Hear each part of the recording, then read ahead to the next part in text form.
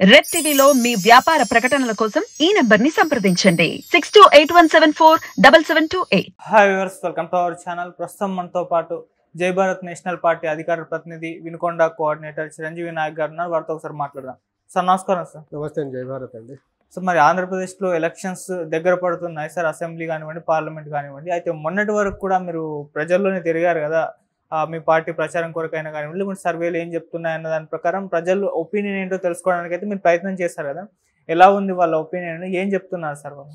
అంటే ఒకటండి, ప్రజలు చాలా క్లియర్గా ఉన్నారు. ఇప్పుడు కన్వెన్షనల్ పాలిటిక్స్లో ఏంటంటే ప్రజా సమస్యల్ని పక్కదారి పట్టేసి గెలిచిన తర్వాత స్వలాభాలు సొంత లాభాలు ముందు పెట్టేసేసి వాళ్ళ వ్యాపారాలు మెరుగుపరుచుకుంటున్నారు తప్ప ప్రజల యొక్క జీవన స్థితిగతులు అయితే ఏమాత్రం మెరుగుపడట్లేదు. అందులో చూసుకుంటే మనం ప్రధానంగా చూసుకోవాల్సింది, ఇప్పుడు వినుకొండ కాన్స్టిట్యుయెన్సీలో బొల్లాపల్లి అని ఒక మండలి ఉంటుంది.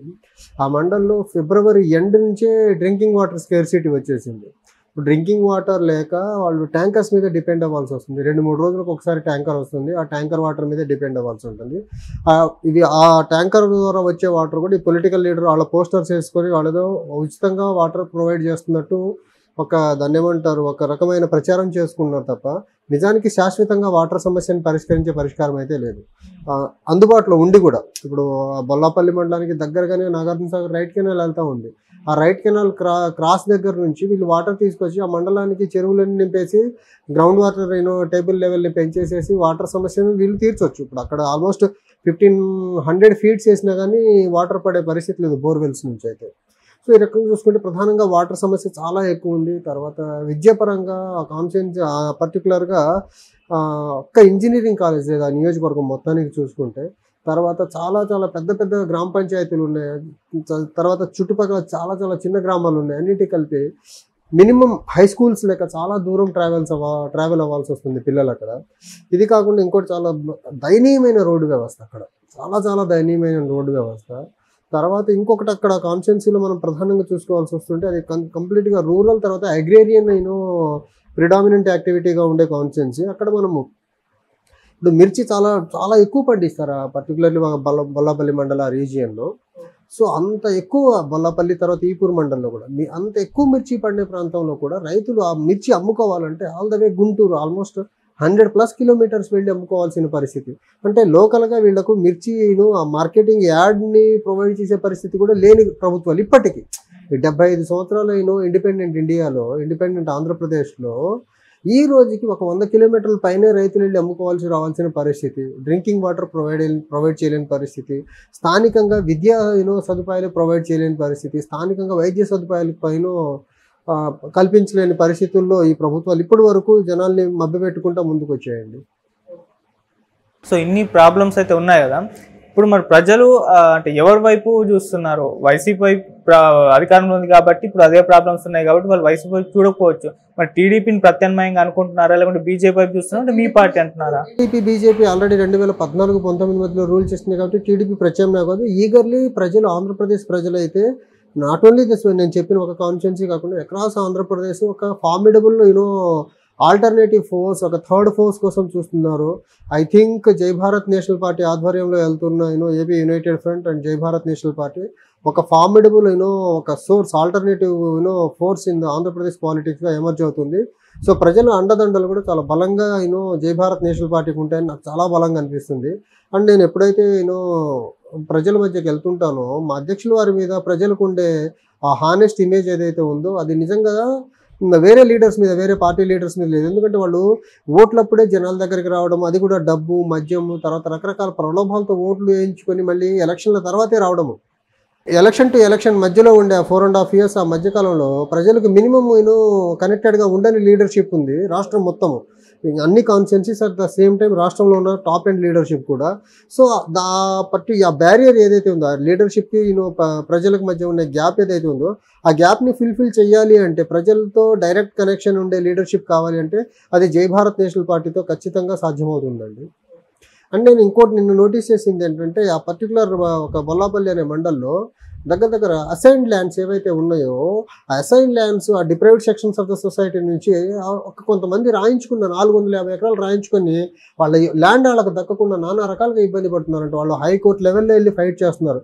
అంటే లోకల్గా ఉండే ఎమ్మెల్యేల అండదండలతో, లోకల్గా ఉండే అధికారుల అండదండలతో అసైన్డ్ ల్యాండ్స్ అన్ని వేరే వాళ్ళు పెద్ద రాజకీయ అండదండలు ఉన్న పెద్ద మనుషులు రాయించుకొని స్థానికంగా ఉన్న ప్రజలను ఇబ్బంది పెట్టే ఇంకొక అంశం. ఈ రకంగా చూసుకుంటే వీళ్ళు అడ్మినిస్ట్రేషన్ పరంగా ఎన్ని రకాల ఫెయిల్యూర్స్ మనం అవి చూస్తే చాలా గుండె తరుక్కుపోతూ ఉంటుంది అనమాట. ఒక పక్క డ్రింకింగ్ వాటర్ ప్రొవైడ్ చేయలేరు, హెల్త్ ఫెసిలిటీస్ ప్రొవైడ్ చేయలేరు, స్కూలింగ్ ఎడ్యుకేషన్ ఫెసిలిటీస్ సరిగ్గా ఉండవు. ఇప్పుడు తర్వాత ఉన్న కొద్దిపాటి అసైన్ ల్యాండ్ని కూడా లాక్కునే పరిస్థితి. ఇప్పుడు అక్కడ ఇంజనీరింగ్ విద్య చదువుకోవాలంటే ఏదో నర్సరావుపేటకి వెళ్ళాలి, లేకపోతే ఇటుపక్క మార్కాపురం సైడ్ ఎర్రగొండపాలెం సైడ్కి వెళ్ళాలా, లేకపోతే ఇటుపక్క మాచర్ల సైడ్కి రావాలా. ఆ కాన్సెన్సీ మొత్తానికి ఒక ఇంజనీరింగ్ కాలేజ్ లేని పరిస్థితి, ఒక పెద్ద సూపర్ స్పెషాలిటీ హాస్పిటల్ లేదు, మెడికల్ ఫెసిలిటీస్ కోసం ఆల్ ద వే నర్సరావుపేట వెళ్ళాలా, లేకపోతే గుంటూరు వెళ్లాల్సిన పరిస్థితి. అంటే ఎంత దయనీయమైన వైద్య విధానం ఉందో చూడండి ఆంధ్రప్రదేశ్లో. అంటే మీ పార్టీకి మీరు ప్రతినిధి కాబట్టి మీ ప్రజలు మీ పార్టీ వైపు చూస్తున్నారని చెప్తున్నారు, లేకుంటే ప్రజల ఒపీనియన్ నిజంగా మీ పార్టీ వైపు ఉందా? జెన్యూన్ రివ్యూ అంటే సార్ అనాది కాలంగా వాళ్ళ సమస్యను తీర్చే నాయకుడు లేకపోవడం వల్ల ఆల్టర్నేట్గా మేము ఒకటి మా అధ్యక్షుల వారి మీద ఉండే ఒక ఏదైతే ఇమేజ్, హానెస్ట్ ఇమేజ్ ఏదైతే ఉందో ఆ ఇమేజ్ని బేస్ చేసుకొని వీళ్ళైతే చేయగలరు, జేడీ గారు అయితే చేయగలరు, జేడీ గారు అయితే నిజాయితీగా పరిపాలన అందించగలరు అనేది ఒకటి ఉంది. ఎందుకుంది అంటే గత 75 సంవత్సరాలుగా తీరని సమస్యలు అలానే ఉండిపోయినాయి కదా. ఇందాక నేను చెప్పిన సమస్యలు నిన్న మొన్నటి నుంచి ఉన్న సమస్యలు కాదు కదా, ఇవన్నీ తరతరాలుగా ఉన్న సమస్యలు. ఇన్ని డికేడ్స్ తర్వాత కూడా అడ్రస్ చేయాల్సిన మినిమం ఇష్యూస్, అదే డ్రింకింగ్ వాటర్ కానివ్వండి, హెల్త్ కానివ్వండి, ఎడ్యుకేషన్, ఇవన్నీ బేసిక్ నీడ్స్ కదా.